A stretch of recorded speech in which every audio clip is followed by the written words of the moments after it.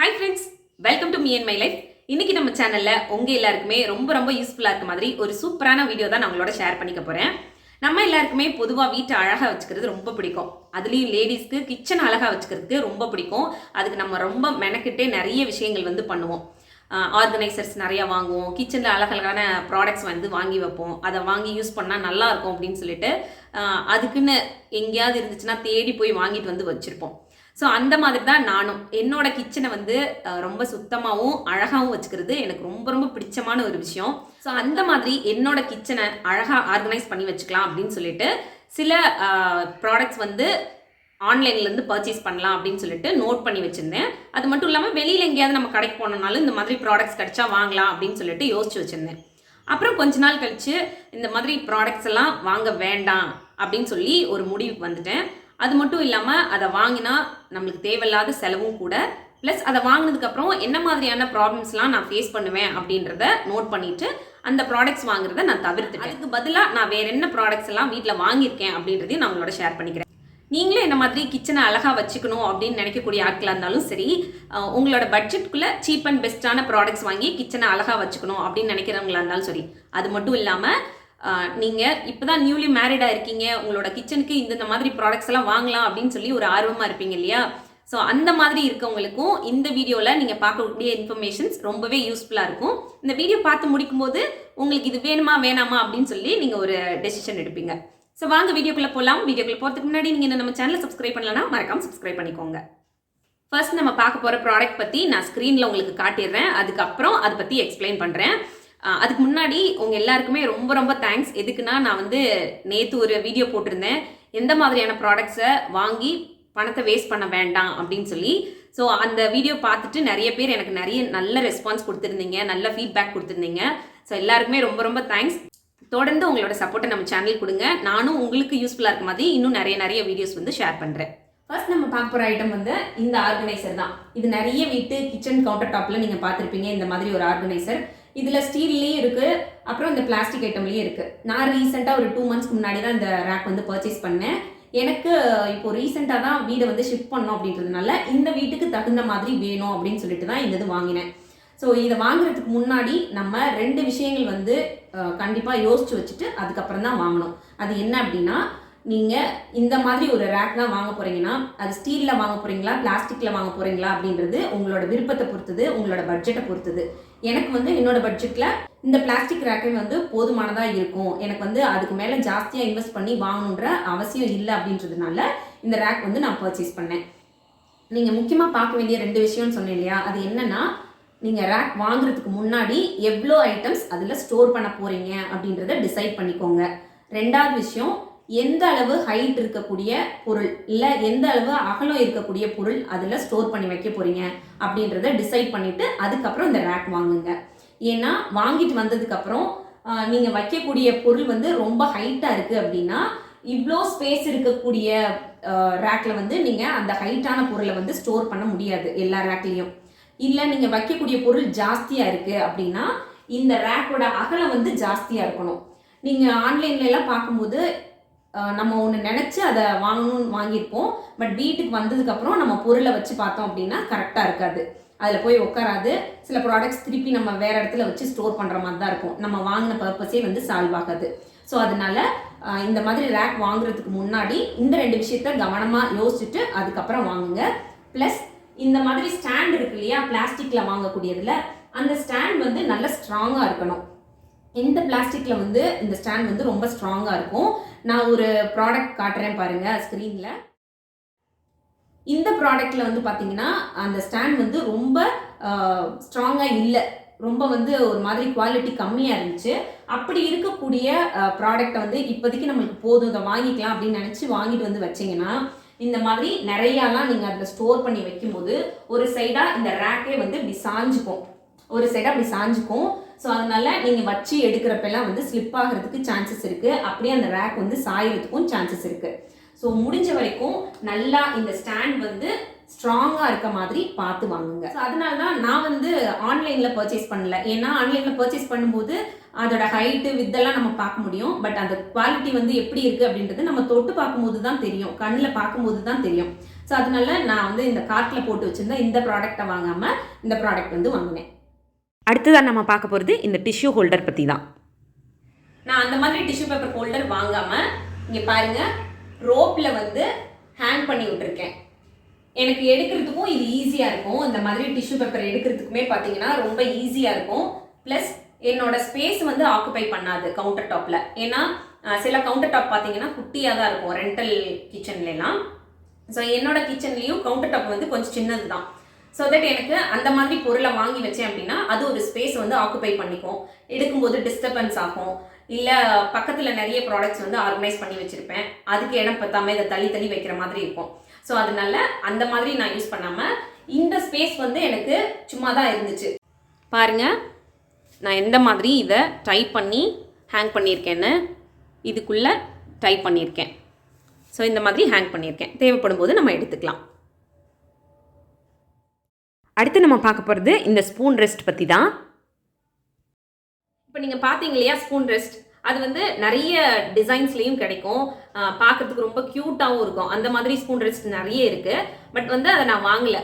ஏன்னா அந்த ஸ்பூன் ரெஸ்ட்டுக்கு பதிலாக நம்ம வீட்டில் இருக்கக்கூடிய நார்மல் பிளேட்ஸே நம்ம யூஸ் பண்ணலாம்.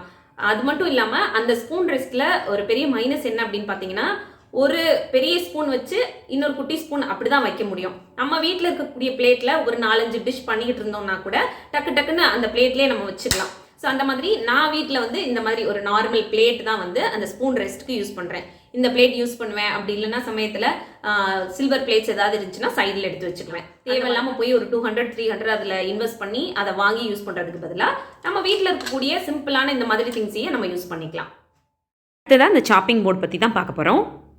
இப்போ நான் காமிச்ச பிளாஸ்டிக் சாப்பிங் போர்டு பார்த்தீங்களா, பார்க்குறதுக்கு நல்லா அழகாக தான் இருக்கும். அதுலேயே இன்னும் நிறைய டிசைன்ஸ்லேயும் இருக்குது, கலர்ஸ்லேயும் இருக்குது. ஸோ அந்த மாதிரி நான் வந்து ஒரு ஒயிட் கலர் சாப்பிங் போர்டு வந்து ரொம்ப முன்னாடி வாங்கி யூஸ் பண்ணேன். அதாவது நாங்கள் மேரேஜ் ஆன புதுசில் வந்து வாங்கி யூஸ் பண்ணேன். பட் வந்து அப்போல்லாம் எனக்கு தெரியாது இந்த மாதிரி சாப்பிங் போர்டெலாம் வாங்கி யூஸ் பண்ணலாம், இது வந்து நல்லதா கெட்டதான்னு கூட தெரியாது. நல்லா இருக்குது அழகாக இருக்குது அப்படின்றதுக்காக வாங்கினது.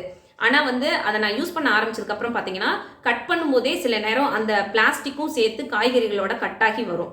அதே மாதிரி உடனே அதை க்ளீன் பண்ணி வச்சோம்னாலும் டக்குன்னு அதில் நிறைய கரை படிஞ்ச மாதிரி அங்கங்கே கருப்பு கருப்பாக இருக்கும். ஸோ அதனால அதை வாங்கவே வேணான்னு டிசைட் பண்ணிட்டு தான் அதுக்கப்புறம் நான் வாங்கினது உட்டன் சாப்பிங் போர்டு. இந்த மாதிரி நல்ல ஒரு உட்டன் சாப்பிங் போர்டு வாங்கி வச்சுக்கிட்டிங்கன்னா ரொம்பவே யூஸ்ஃபுல்லாக இருக்கும். அதே மாதிரி நீங்கள் நறுக்கும்போது அந்த பிளாஸ்டிக் வந்து கட்டாகி வர மாதிரி இதில் பெருசாக அது ஒன்றும் கட்டாகி வர மாதிரி தெரியல. அதே மாதிரி நீங்கள் வாஷ் பண்ணிங்கனாலுமே அப்படி ஏதாவது சின்ன மரத்துகள்கள் இருந்துச்சுனாலும் அதில் நம்மளுக்கு தெரியும். ஆனால் பெருசாக இது வரைக்கும் அந்த மாதிரி இருந்தது கிடையாது. ஆனால் இதில் ஒரு சின்ன விஷயம் என்ன அப்படின்னு பார்த்தீங்கன்னா, க்ளீன் பண்ணி இதை மெயின்டைன் பண்ணுறது தான் கொஞ்சம் கஷ்டம். ஏன்னா நீங்கள் சாப் பண்ணி முடிச்சதுமே உடனே கழுவி வச்சிடணும். அதாவது அப்போதைக்கு நீங்கள் வாஷ் பண்ண முடியலன்னா கூட சும்மா நார்மல் வாட்டர்லேயாவது க்ளீன் பண்ணி வச்சுட்டு உங்களுக்கு டைம் கிடைக்கும்போது அதை நீட்டாக கழுவி நல்லா ட்ரை ஆனதுக்கப்புறம் கொஞ்சம் எண்ணெய் விட்டு இதில் அப்ளை பண்ணி வச்சிட்டிங்க அப்படின்னா ரொம்ப நாளைக்கு வந்து நல்லாவே உழைக்கும். இது வந்து நம்ம யூஸ் பண்ணுறதுக்கும் சேஃபான ஒரு ப்ராடக்ட்டும் கூட. பிளாஸ்டிக்கோட கம்பேர் பண்ணுறதுக்கு இது வந்து ரொம்ப பெஸ்ட்டான ப்ராடக்ட்னே சொல்லுவேன்.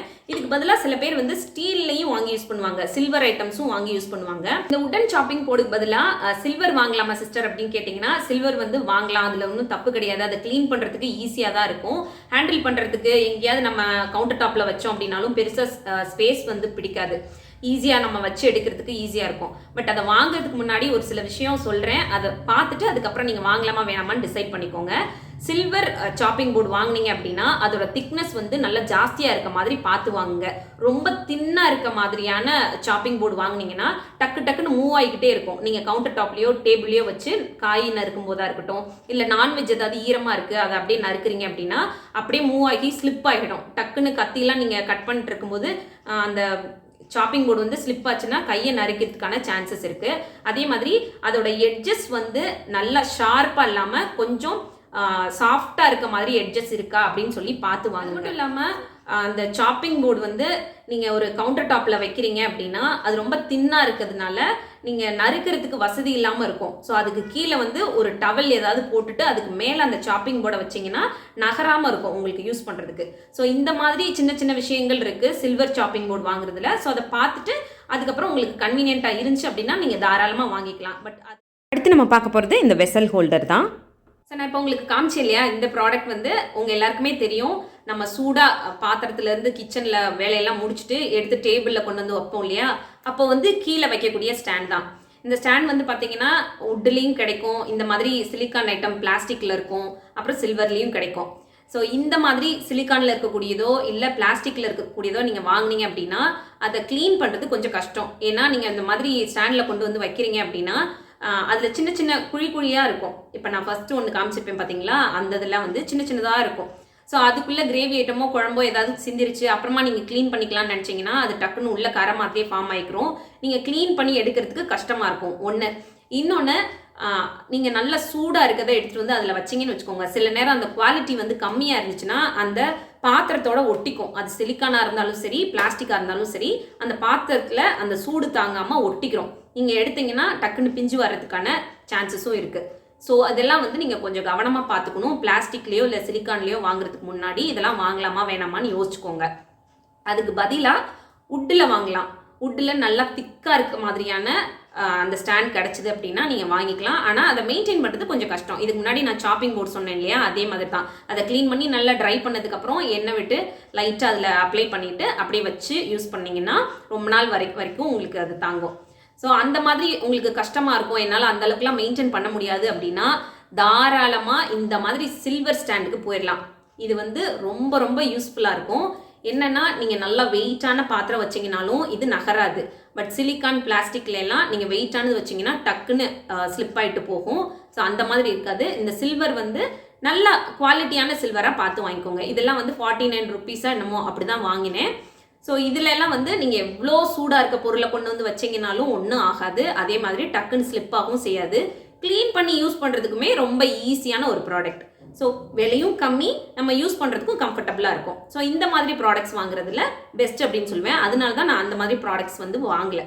இந்த மாதிரி நீங்கள் டீ கப் ஸ்டாண்ட் வாங்க போகிறதா இருந்துச்சு அப்படின்னா அதுக்கு முன்னாடி உங்கள் வீட்டில் என்ன மாதிரி டீ கப்ஸ் எல்லாம் வச்சுருக்கீங்க அப்படின்னு பார்த்துட்டு இது சரியாக வருமானு யோசிச்சு வாங்குங்க. ஏன்னா ஒரு சில வீட்டில் குட்டி குட்டி கப் யூஸ் பண்ணுவாங்க, ஒரு சில வீட்டில் எல்லாமே பெரிய கப்பாக யூஸ் பண்ணுவாங்க, ஒரு சில வீட்டில் ரெண்டுமே கலந்து யூஸ் பண்ணுவாங்க.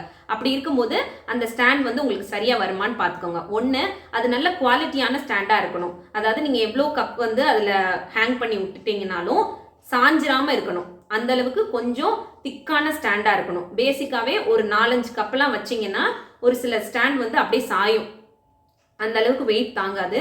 இதெல்லாம் வந்து நீங்கள் நேரில் போகும்போது ஏதாவது கடையில் பார்த்து கையில் எடுத்து இது சரியாக வருமானு பார்த்து யோசிச்சுட்டு வாங்கணும். இதெல்லாம் நீங்கள் ஆன்லைனில் போட்டிங்கன்னா அதோட ஹைட் போட்டிருப்பாங்க, அந்த ப்ராடக்ட் எப்படி இருக்கும் அப்படின்னு சொல்லிலாம் போட்டிருப்பாங்க, அதோட வித்தெல்லாம் போட்டிருப்பாங்க. பட் குவாலிட்டி வந்து எந்த அளவுக்கு இருக்கும் அப்படின்றது நம்ம வாங்கிட்டு அதை ஹேங் பண்ணும்போது தான் தெரியும். சில கப்பெல்லாம் வந்து நீங்கள் ஹேங் பண்ணும்போது ஒரு கப்பை மேலே இருக்கிறதுல ஹேங் பண்ணிவிட்டு அடுத்ததில் ஹேங் பண்ணிங்கன்னா ரெண்டுமே வந்து இடிச்சுக்கிட்டே இருக்கும், சரியாகவே நிற்காது. இல்லை அதுக்கு அடுத்ததில் தான் நீங்கள் போடுற மாதிரி இருக்கும். அப்போ இடையில இருக்கக்கூடிய அந்த ஸ்டாண்ட் வந்து வேஸ்ட்டாக போயிடும். ஸோ அந்த மாதிரியெல்லாம் வந்து இப்படி ஸ்டாண்ட் வாங்குறதுல ப்ராப்ளம்ஸ் இருக்குது. ஸோ இதுக்கு பதிலாக நீங்கள் என்ன வாங்கலாம் அப்படின்றதையும் நான் உங்களுக்கு சொல்கிறேன். இந்த மாதிரி ஸ்டாண்ட் வாங்கினீங்கன்னா உங்கள் கபோர்டில் இருக்கக்கூடிய ரேக்கில் வந்து ஈஸியாக இன்ஸ்டால் பண்ணிக்கலாம். ஒரு கப்புக்கும் இன்னொரு கப்புக்குமான அந்த கேப் வந்து ஜாஸ்தியாக இருக்கும். ஸோ தட் ஒன்றோட ஒன்று உரசாமல் இருக்கும், ஈஸியாக எடுத்துகிட்டு வைக்கிற மாதிரி இருக்கும். அப்படி இல்லை, அந்த மாதிரி ஆர்கனைசர்ஸ் வாங்குறதுல உங்களுக்கு பெருசாக இன்ட்ரெஸ்ட் இல்லை, அதில் இன்வெஸ்ட் பண்ணுறதுக்கு தோணலை அப்படின்னா சிம்பிளாக நம்மளோட கிச்சன் கபோர்ட்லேயே இந்த மாதிரி நீட்டாக ஒரு சைடு வந்து ஆர்கனைஸ் பண்ணிக்கலாம். மற்ற பொருள்கள்லாம் ஆர்கனைஸ் பண்ணதுக்கப்புறம் கொஞ்சம் ஸ்பேஸ் இருந்துச்சுன்னா கூட இந்த மாதிரி நீங்கள் ஆர்கனைஸ் பண்ணி வச்சுக்கலாம். அது நீங்கள் எடுக்கிறதுக்கும் வைக்கிறதுக்குமே ஈஸியாக இருக்கும். இதுக்குன்னு தனியாக நீங்கள் இன்வெஸ்ட் பண்ணி ஒரு ஸ்டாண்ட் வாங்கணுன்ற அவசியம் இருக்காது. அப்படி இல்லைன்னா இந்த மாதிரி ஒரு சின்ன ட்ரே இல்லைன்னா லாங் சைஸில் ஏதாவது உங்கள் வீட்டில் பிளேட் இருக்குது, யூஸ் பண்ணாத பிளேட் இருந்துச்சு அப்படின்னா அதில் கூட இந்த மாதிரி நீட்டாக நீங்கள் ஆர்கனைஸ் பண்ணி வச்சுக்கலாம். உங்களுக்கு ரொம்ப அழகாக இருக்கணும்னு தேவையில்லை, நீட்டாக இருக்கணும் அப்படின்னு நினச்சிங்கன்னா இந்த மாதிரி நீங்கள் ஆர்கனைஸ் பண்ணிக்கலாம். இதில் வந்து நம்மளுக்கு பெருசாக செலவு ஒன்றும் இருக்க போகிறதில்ல. ஆல்ரெடி நம்ம யூஸ் பண்ணாமல் வீட்டில் இருக்கக்கூடிய பிளேட்ஸே வந்து தாராளமாக நம்ம இதுக்கு யூஸ் பண்ணிக்கலாம். ஸோ இந்த மாதிரி சிலிக்கான் ஹோல்டர் வந்து நார்மலாக சூடாக இருக்க பாத்திரத்தை தூக்கிறதுக்காக யூஸ் பண்ணுவாங்க. ஸோ என்னோட ஒரு ஃப்ரெண்ட் வந்து என்ன சொன்னாங்க அப்படின்னா, இந்த மாதிரி சிலிக்கான் ஹோல்டர்லாம் வாங்குறதுக்கு முன்னாடி யோசிக்காமல் வாங்கிட்டேன். ஏன்னா அந்த ஹோல்டர் வந்து நான் பிடிக்கும் போதே சூடு தாங்காமல் அதோட ஒட்டிக்கிச்சு அப்படின்னாங்க. அந்த பாத்திரத்தோட சூடு தாங்காமல் அது கூடயே இந்த சிலிக்கான் ஹோல்டர் வந்து டக்குன்னு ஒட்டிக்கிச்சு. அந்த அளவுக்கு அது குவாலிட்டியாக இல்லை அப்படின்னு சொன்னாங்க. இன்னொன்று அந்த கிரிப்புமே சரியா இல்லை பிடிக்கிறதுக்கு அப்படின்னு சொன்னாங்க. ஸோ அதனால நான் அதை வாங்க வேணாம் அப்படின்னு முடிவு பண்ணிட்டேன். இந்த மாதிரி ஹோல்டர் வாங்குறதுக்கு பதிலாக நம்ம இந்த மாதிரி சில்வரில் இருக்கக்கூடிய ஹோல்டர் இருக்கும் இல்லையா, ஸோ இதை வாங்கி யூஸ் பண்ணிக்கலாம்.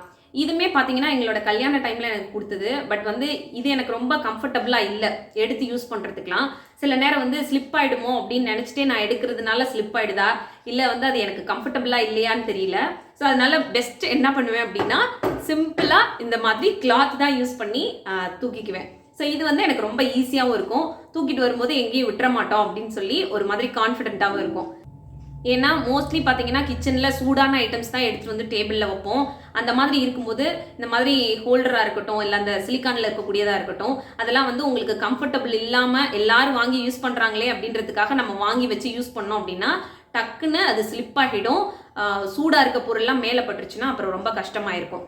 ஸோ கிச்சனில் எப்போவுமே வந்து நம்மளுக்கு கம்ஃபர்டபுளாக இருக்க மாதிரி எந்த ப்ராடக்ட்ஸ் இருக்கோ அதை வாங்கி யூஸ் பண்ணிக்கலாம். அது வந்து ரேட் கம்மியாக இருக்குது இல்லை ரொம்ப ஜாஸ்தியாக இருக்குது அப்படிலாம் யோசிக்க வேணாம். நம்மளுக்கு அது சேஃபாக இருக்கா, யூஸ் பண்ணுறதுக்கு கம்ஃபர்டபுளாக இருக்கா அப்படின்னு பார்த்துட்டு வாங்கி யூஸ் பண்ணணும். இப்போ நான் காமிச்சேன் இல்லையா, இந்த ஆர்கனைசர் வந்து என்னோட ஃப்ரிட்ஜுக்காக வாங்கணும் அப்படின்னு நினச்சி ரொம்ப நாளாக யோசிச்சுட்டு இருந்தேன். அது பார்க்குறதுக்கு நல்லா கலர்ஃபுல்லாகவும் இருக்கும், வாங்கி யூஸ் பண்ணிக்கலாம், நல்லா இருக்கும் அப்படின்னு நினச்சி யோசிச்சுட்டு இருந்தேன். பட் அதில் வந்து ஒரு சில விஷயங்கள் இருக்குது நீங்கள் வாங்குறதுக்கு முன்னாடி யோசிக்க வேண்டிய விஷயங்கள். என்ன அப்படின்னா, அந்த இப்போ என்னோடய ஃப்ரிட்ஜை பார்த்தீங்கன்னா ஒரு ரேக்கும் இன்னொரு ரேக்கும் உள்ள ஹைட் வந்து கம்மி. ஸோ இந்த மாதிரி ஃப்ரிட்ஜில் நீங்கள் அந்த ஆர்கனைசரை கொண்டு போய் இப்படி மாட்டினீங்கன்னா அதுவே வந்து இவ்வளோ தூரத்துக்கு இருக்கும். ஸோ கீழே வந்து நான் கொஞ்சம் ஹைட்டாக இருக்கக்கூடிய பொருள்லாம் வந்து வைக்க முடியாது. ஸோ இந்த ஸ்பேஸ் வந்து எனக்கு வேஸ்ட் ஆகிடும். ஸோ எப்போவுமே இந்த ரேக்கும் இன்னொரு ரேக்கும் ஹைட்டாக இருக்க மாதிரியான ஃப்ரிட்ஜ் வச்சுருந்தீங்கன்னா மட்டும் அந்த ஆர்கனைசர் வாங்கி யூஸ் பண்ணுங்கள். அதே மாதிரி அதில் இன்னொரு மைனஸ் பாயிண்ட்டும் இருக்குது. என்னென்னா, அந்த கிளிப்பை வந்து நம்ம இது இப்படி மாட்டி வைக்கிறோம் இல்லையா, ஸோ மாட்டி வைக்கும்போது இங்கேயும் இந்த ரேக்லேயும் நம்ம சில திங்ஸ் வச்சுருப்போம். அப்படி அதில் வச்சுருக்கும்போது நீங்கள் இப்படி எடுத்திங்கன்னா சில நேரம் மேலே இருக்கக்கூடிய பொருள் வந்து டக்குன்னு ஸ்லிப் ஆகிறதுக்கு சான்ஸ் இருக்கும். ஸோ அதனால் அந்த மாதிரி ஆர்கனைசர்லாம் உங்களுக்கு செட் ஆகுமா, உங்களுக்கு வாங்கினா யூஸ் பண்ணுறதுக்கு கம்ஃபர்டபுளாக இருக்குமா அப்படின்னு பார்த்துட்டு வாங்குங்க. என்னோடய ஃப்ரிட்ஜுக்கு வந்து அது செட் ஆகாது. நான் வாங்கி யூஸ் பண்ணுறதா இருந்துச்சுனாலும் இப்படி நான் மாட்டினேன்னா இவ்வளோ தூரத்துக்கு இருக்கும். இந்த ஹைட்டில் இருக்கக்கூடிய ரேக்கில் வந்து நான் எதுவுமே வந்து வச்சு எடுத்து யூஸ் பண்ணுறதுக்கு கம்ஃபர்டபுளாக இருக்காது. ஸோ அதனால நான் அந்த ஆர்கனைசர் வந்து வாங்கலை. ஸோ அவ்வளோதான், இந்த வீடியோ இதோட முடியுது. இன்னொரு யூஸ்ஃபுல்லான வீடியோட நான் உங்களை மீட் பண்ணுறேன். இந்த வீடியோ பிடிச்சிருந்ததுன்னா மறக்காமல் வீடியோ லைக் பண்ணிவிட்டு நம்ம சேனலை மறக்காமல் சப்ஸ்கிரைப் பண்ணுங்கள். தேங்க்யூ.